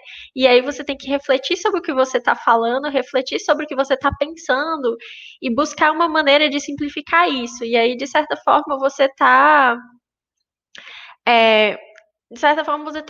melhorando a maneira que você se expressa, você está melhorando a maneira como você entende as coisas. Então, eu acho que é sempre muito válido você sair da bolha e ir atrás de outras coisas, de ir atrás de outros problemas, que aí, como o Massanori falou, você tem chances de achar sentido para coisas que você está fazendo, não ficar só escrevendo código mecânico e sem pensar direito no que é que está vindo por trás de tudo aquilo, qual é a motivação de tudo aquilo. Eu acredito que é muito válido a gente sempre tentar entrar em contato com esses outros lugares, né?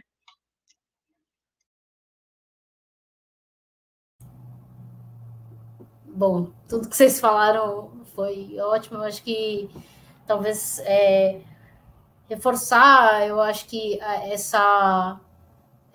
o que o Massa falou também sobre a questão do contato e talvez reforçar de um jeito até mais provocativo, que talvez assim a gente não tem o compartilhamento, ele não diz sobre a contribuição, ela diz sobre algo que a gente tem, né? Mas o compartilhamento de conhecimento, ele diz sobre a troca, né? E que a gente não tem que pensar tipo, eu tenho uma coisa e eu preciso dar isso para alguém, preciso transferir isso para alguém. As outras comunidades realmente têm muito a nos acrescentar, a nos ensinar, e a gente também tem as coisas a compartilhar do que a gente tem desenvolvido também, né? E como o Fabrício disse antes, tem essa coisa da horizontalidade, né? Não ter uma coisa de cima para baixo, alguém tem mais, alguém tem menos, enfim. Então, eu acho que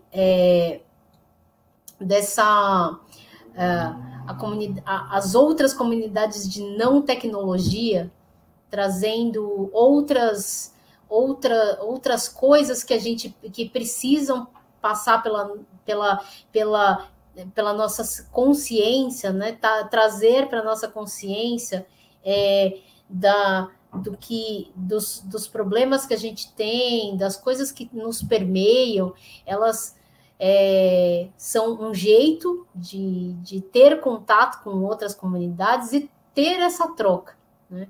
E aí, seja da comunidade de JavaScript, seja da comunidade de uma comunidade indígena, seja de uma comunidade de qualquer assunto que tenham pessoas ali discutindo, dialogando sobre, e que tem muito a nos acrescentar, né?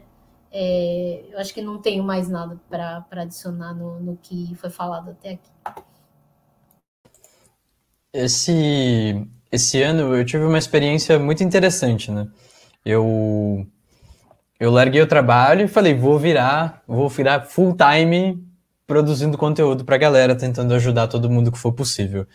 E nesse período, assim, eu tive que me comunicar com pessoas que fazem parte de comunidades diferentes, porque eles sabiam coisas que eu queria aprender. Então, por exemplo, eu não sei editar vídeos, eu não sei trabalhar com edição de imagem, eu não sei trabalhar com vetores. Então, são várias outras coisas, e tudo isso envolve software, obviamente, pessoas, tecnologia, e tudo isso tá misturado, assim. E eu conheci uma comunidade que se chama Livre Labs, que são comunidades de pessoas que trabalham com designers, pessoas que têm gráficas, e é uma comunidade muito diferente, assim, do que eu tô acostumado, e... Bom, as pessoas me chamam de chatão do software livre, né? Porque eu tô sempre batendo nessa tecla. E foi incrível ter essa relação com pessoas que fazem uso, elas acreditam na mesma filosofia que eu acredito. Só que isso mudou a minha forma de ver as coisas. Porque eu sou eu sou o criador de código, sou uma pessoa que faz código, e eu quero que o meu código seja distribuído de maneira livre. Mas nunca pensei em ver a comunidade de pessoas que fazem uso disso. E a minha relação, tanto com o desenvolvimento de software, quanto com os meus ideais, a filosofia que eu tenho por trás do software livre, mudou quando eu tive esse contato com essas pessoas. Porque é incrível ver pessoas que não sabem o que é, sei lá, o que é uma issue para abrir aqui no projeto, porque eu preciso fazer um negócio que tem um bug, sei lá, no Krita, sabe? A pessoa não tem esse domínio. E é muito massa poder contribuir com uma parte de coisas que para mim são óbvias, que para mim estão no dia a dia, o tempo todo, com pessoas que fazem parte de comunidades diferentes. E isso é incrível, sabe? De todo o tempo, assim, que eu vim trabalhando com essa ideia de ativismo de software livre, esse ano foi um ano decisivo na minha vida por tentar incluir pessoas que olham a mesma coisa que eu, de óticas completamente diferentes. E poder trazer esse pessoal para mais perto de mim foi a coisa mais incrível que aconteceu esse ano para mim. E é incrível ver como a gente pode contribuir com coisas que pra gente são tipo, mas você já tentou subir isso aí no terminal para ver qual é o erro que dá e ler o arquivo de log, sabe? Coisas que... E poder trazer esse conteúdo, e é uma relação em que eu ganhei mais amigos, as pessoas me ganharam como amigo, e a gente tem uma rede nova que eu faço parte, e achei isso muito legal. E é engraçado porque tem pessoas que fazem isso, tem softwares de moda que são livres, porque falaram de moda, tem um para modelagem, para fazer cortes de roupa e tudo mais, tem um software que é livre que faz isso, tem N outras frentes, assim, que a gente poderia estar mais próximo e que a gente pode abraçar, porque são comunidades que são tão receptivas quanto a nossa, e a gente pode estar lá e fazer parte disso também. Acho maravilhoso. Então, esse é o meu 5 centavos que eu queria dar aqui, porque essa foi uma experiência que mudou a minha maneira de ver software. Eu vou abrir aqui, então, mais uma pergunta, mais uma provocação do Guilherme, que eu achei interessante. A palavra do Foz, a Paty mandou aqui. Eu sou contra Foz, a gente tem uma palavra tão linda, a gente tem uma frase assim, software livre. É maravilhoso, mas não vou ativistar aqui. Tudo bem, vamos lá. O Guilherme mandou uma provocação aqui pra gente, falando o seguinte. Ele falou assim, a educação é escalável, no sentido da comunidade, né? Ou para alcançarmos mais pessoas, a gente tem que ter mais pessoas? Essa é uma pergunta que eu acho interessantíssima, assim, tem vários pontos que a gente pode discutir sobre eles. E só para avisar, antes da gente começar a discutir sobre essa provocação, o nosso bate-papo vai até meio-dia, a gente só tem 15 minutos, então eu vou deixar esse momento aqui, tipo, depois dessa pergunta para a gente fazer os encerramentos, e aí eu vou abrir uma mesa no Discord, porque aí, aproveitando que é o horário do almoço, meio-dia, a gente pega o pratão de comida, todo mundo, e vai conversando. Enquanto faz isso lá no Discord, vou criar um canal de áudio. Então, para as provocações que não foram respondidas, para novas provocações e para dar voz para todas as outras pessoas, estaremos no Discord com uma sala de áudio aberta ao meio-dia. Então, quem gostaria de começar essa aqui, né? A educação é escalável? Quem gostaria de falar sobre isso? Ninguém? eu posso. Pode falar então, Paja. Não, então começa. Não, por favor, fala. Bom, vamos lá, né? Educação é escalável. De que educação a gente estava falando, né? Primeiro, né? Porque, assim, a gente está se propondo aqui a conversar sobre compartilhamento de conhecimento da comunidade, né? E eu entendo a questão da pergunta no sentido aqui que a gente está colocado. Eu acho que não precisa de mais pessoas. Eu acho que a gente tem bastante pessoa, é óbvio que a gente precisa de um lugar, talvez não com mais pessoas nesse sentido, só pessoas, mas eu acho que como a gente falou antes, a diversidade ela é super importante para acrescentar, né? Eu acho que, de alguma forma, se a gente olha para a nossa comunidade em específico, ela ainda é muito masculina, muito cis, e eu acho que a gente precisa de mais pessoas diversas, mais pessoas plurais, para ter mais visões sobre o que de fato é a nossa comunidade e o que é a nossa sociedade. A gente está no Brasil e é absurdo a gente ter uma comunidade que é predominantemente branca, predominantemente masculina.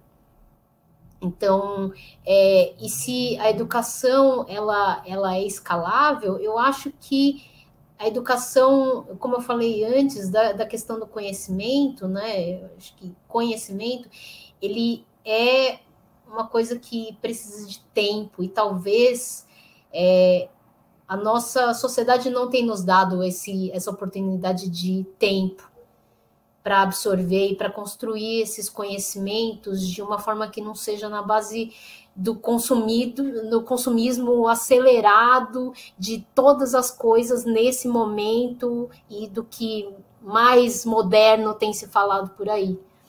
E de alguma forma isso também eu acho que venho com essa crítica até pelo contexto que a gente tem agora, né? Com a pandemia, a gente consegue trazer para a consciência do quanto que essa educação ela não está chegando em todas as pessoas, de que a gente tem um número, na verdade, um número pequeno de pessoas alcançadas.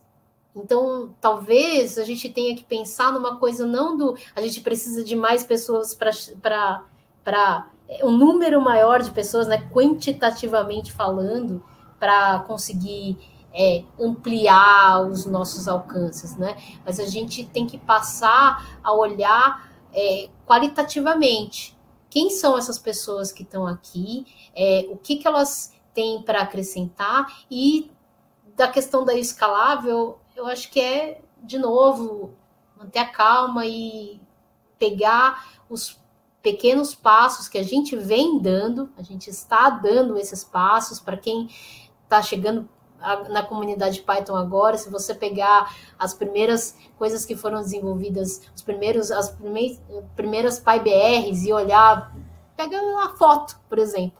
A foto é uma das coisas só que nos mostra o quanto que, de alguma forma, a gente está mudando como comunidade, né? E que a gente precisa sempre, claro, nos provocando, né, para sempre melhorar, mas a gente está caminhando, e esse caminho é longo. Quero só pontuar um negócio aqui rapidinho que eu estava pensando durante a fala da Paty, é que existem dois conceitos de educação, né? Tem a educação que é a pessoa que está passando para você e você está meio que receptivo, e tem a educação que é a sua, que é você que está construindo, você que está indo atrás.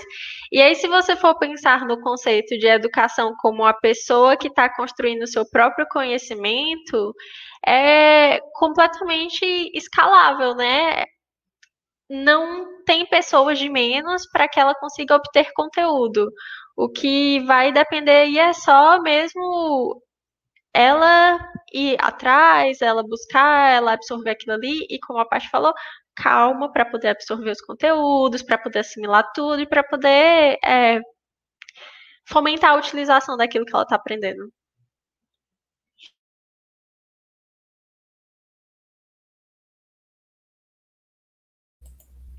Tu quer falar, professor, por favor? Eu vou repetir um pouco o que o Dudu falou sobre essa coisa das conexões, né? Tem um educador chamado Vygotsky, Psicologia da Educação, tem a ver com a Zubel, que é a aprendizagem significativa, né? E esse Vygotsky, ele diz que o aprendizado também é um fato social. Também é um fato social. Nós aprendemos muito mais com as perguntas interessantes que surgem do que com o próprio conteúdo que a gente está dando. Por isso que tem esse conceito de FAQ, né? As respostas às perguntas mais frequentes. Então, eu acredito que a gente pode escalar mais se a gente conseguir melhorar as formas de trocar ideia, de ver esse coletivo. Porque hoje a gente tem um desafio, que rede social, ela tem essa palavra que eu detesto, que é engajamento. Eu acho horrível essa palavra. Porque a rede social, ela vive da polêmica. A polêmica, por isso que a direita está crescendo tanto. Porque o cara lança uma merda, todo mundo tenta rebater. Então, a gente tentar sair desse círculo vicioso dos algoritmos do Twitter, do Facebook, do Instagram, que eles querem que a gente entre nessa. Eles querem que a gente entre nessa, né? Então, sair fora dessa vibe. Recentemente saiu, por exemplo, que a Python é a segunda linguagem de programação no TIOP, que passou Java depois de 20 anos. E tem um monte de gente provocando lá, falando, putz, não sei o quê. Então, a linguagem é de menos, o que importa são as pessoas, né? Então, não caia na tentação da vanglória, de dizer que é o rei da cocada preta. O importante é isso, cada vez mais ter essa sensibilidade de ser educado, de poder dialogar, porque aí as interações, elas rendem mais, o aprendizado é melhor, né? Então, os meus dois centavos são nessa linha, de tentar melhorar o que o Vygotsky diz, que o aprendizado é um fato social também. Pô, belíssimas palavras, professor. Eu acho que, para a gente pensar nessa coisa de dimensão e escala, que foi isso, né? Tipo assim, é escalável. Eu sou uma pessoa que eu sou contra o uso da palavra educação. Toda vez que eu escrevo educação, eu escrevo entre aspas, porque eu acho que, tipo assim, é um tema muito grande para a gente colocar dentro de pequenas caixinhas, assim. Como a Fabrícia diz, a gente tem, né, o ensino, a gente tem a aprendizagem, que são coisas diferentes. E se a gente for parar para pensar, tipo, se isso é escalável, pô, sei lá, criar um blog, post, é escalável, todo mundo vai poder ler. Mas será que é isso que todas as pessoas precisam? Então, como a Paty disse, essa coisa de ter pluralidade nas fontes e nas pessoas, sabe? Tipo, várias pessoas disponíveis, com vários pensamentos disponíveis para a gente conseguir chegar em algum lugar diferente. Então, eu acho que é escalável e não é, né? Porque a gente precisa de pessoas que queiram, e aí não pensando no engajamento negativo que o professor disse, mas, sabe, pessoas que queiram se colocar na frente da coisa e levar o pensamento adiante. A gente precisa de pessoas plurais, múltiplas pessoas diferentes para levar isso para frente. E, sei lá, com o conteúdo produzido, o conteúdo ele fica lá, né? Ele é como se fosse uma biblioteca. A gente pode pegar isso e consumir a qualquer momento. Nesse quesito é escalável, então eu ainda tenho grandes questões sobre isso e gostaria de trazer vocês para discutirem isso na mesa, então, porque eu acho que é um assunto bem interessante para a gente colocar. Como a gente está chegando aqui nos finalmente, eu vou pedir para o pessoal se despedir. Infelizmente, acabou a live, mas agora é que o papo bom começa. Cada um lembra, pratão de almoço, vamos bater um papo, tomem água. E é o seguinte, agora é aquela hora de você tirar uma foto, assim, ó. Se você quiser tirar uma selfie com a galera da palestra, assim, ó, pode tirar todo mundo, assim. Depois manda aí pra gente, a gente vai gostar de participar dessas fotos. E eu vou pedir pro pessoal se despedir aqui, então eu vou começar na ordem inversa do que a gente tinha feito, né, na hora das apresentações. Vou pedir para a primeira pessoa se despedir, ser a Paty, e a gente vai conversando aqui. Então é isso. Beleza. Bom, de novo, reforçar o prazer de ter recebido esse convite, de ter participado dessa mesa. Eu quero agradecer a todos vocês que estão aqui nessa mesa, do Massanori e a Fabrícia, e o Cifali que está nos dando suporte aí no backstage. Agradecer o pessoal que contribuiu aí para a mesa com as provocações, os questionamentos. E eu não consegui ler tudo, mas muito obrigada por todas as participações e interações conosco. E é isso, tô meio disponível porque a vida tá louca, mas sempre estou aberta a conversas. Vamos nos falando aqui, porque isso é só o início do nosso assunto maior de compartilhar conhecimento na comunidade. Ótimo, Paty. Professor, tuas últimas palavras? Você é a comunidade. Quem que somos a comunidade? É cada um. Então, o que você que está no Discord, você que está escutando essa palestra, pode fazer para as pessoas que têm no seu redor? Fabrícia? Eu queria agradecer a organização da Python Brasil por ter me convidado, agradecer a todo mundo que assistiu. Eu estou imensamente honrada de ter participado aqui, de ter trocado conhecimento com todo mundo que estava aqui. Me sigam nas redes sociais, eu sempre estou trocando ideia com o pessoal nas redes sociais, @Fabrícia, sem o primeiro I, Diniz, em todos os lugares. E vamos continuar a conversa na mesa lá do Discord. Valeu! Pô, é boa essa. Se alguém quiser mandar as redes aí, acho que é uma boa hora para fazer isso. Tu quer, Paty? Aí, ó, o professor já tá com o nick dele ali.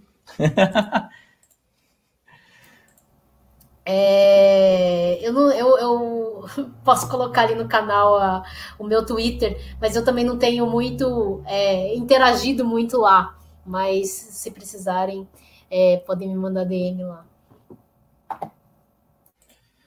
Pô, e com isso eu queria reforçar a coisa que o professor disse, né?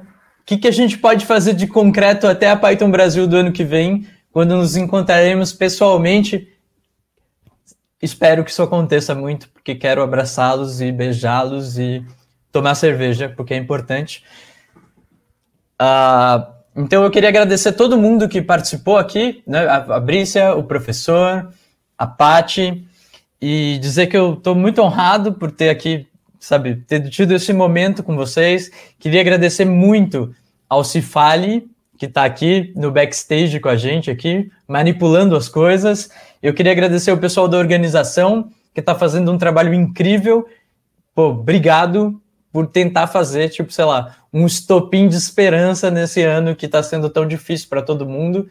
E, pô, tem gente que está em casa e eu entendo que, sabe, para algumas pessoas estar em casa é a pior coisa que poderia ter acontecido, porque, sabe, por meio de determinados momentos, tem gente que não se sente confortável, é o pior lugar para se estar, e tem gente que adora ficar em casa. Então eu queria mandar um abraço para todo mundo e dizer que, pô, a gente está aqui para abraçar todo mundo, ser um estopim de esperança nesse ano que foi tão difícil para todas as pessoas. E então vamos lá para a mesa, vamos trocar ideia. Obrigado para todo mundo. E quem quiser conversar com qualquer pessoa, estamos completamente disponíveis. Eu vou falar aqui, mas eu sei que isso é verdade para todos os três também. E é isso. Agora fica com um break aí, o recadinho dos nossos patrocinadores. E fiquem para o resto do evento. Hoje a gente ainda tem um keynote à noite, temos um bloco de palestras maravilhoso à tarde. E, bom, é isso. Obrigado, um beijo a todos e até a mesinha do bar agora.